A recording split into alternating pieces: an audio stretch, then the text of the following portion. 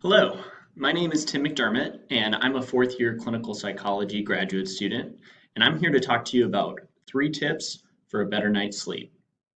So, first of all, sleep is very important for a number of reasons, and it's going to be increasingly important leading into the second half and the end of this semester. So, sleep is really important for managing your stress, for staying focused, and it also affects your physical health. So, what are these 3 tips that you can use for a better night's sleep? Number 1 is creating a bedtime routine. How can you create a bedtime routine?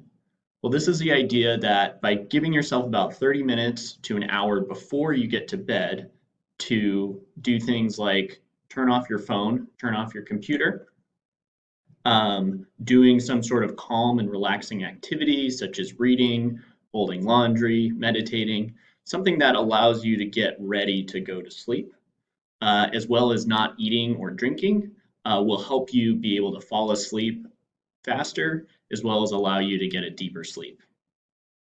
Tip number 2 is to use your bed for sleep only. Your body in general is always responding to different cues or different things in your environment that help you to get ready to do different things, such as sleep. So if you spend time doing your homework or doing other activities in your bed that aren't sleep, then it makes it much more difficult for your body to know once you get into your bed that it's time for sleep. So if you use your bed only for sleep, then it's going to be much easier for your body to recognize that it's time for you to go to sleep. And then another tip that you can use within this using your bed for sleep only is that sometimes you might be tossing and turning and having a hard time falling asleep once you're in bed. And if you start to notice yourself doing that for about 20 minutes, that's usually a good idea or a good time for you to get out of bed and maybe do another relaxing activity before getting back into bed once you're feeling sleepy again.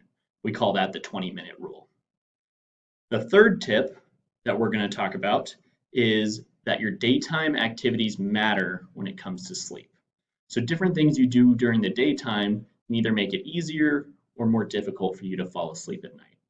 So some examples would include your level of caffeine intake. So caffeine stays in your system for as long as 6 to 8 hours. So it might be good to have a point in the day when you stop taking in any caffeine so that you can fall asleep better at night. Another thing would be to consider if you're taking naps during the daytime. So if you're taking naps during the daytime, then it makes it much more difficult for you to fall asleep because your natural internal sleep clock doesn't really recognize a consistent time that you should be trying to fall asleep. And then another piece of these daytime activities is to engage in physical exercise when possible, as well as expose yourself to natural light in some way. Both of those things can be helpful in terms of allowing you to use energy and allow your body to know the difference between when it's daytime and you need to be awake and when it's evening and time to go to sleep. So once again, those 3 tips are having a bedtime routine, using your bed for sleep only, and paying attention to your daytime activities. Thank you, and happy sleeping.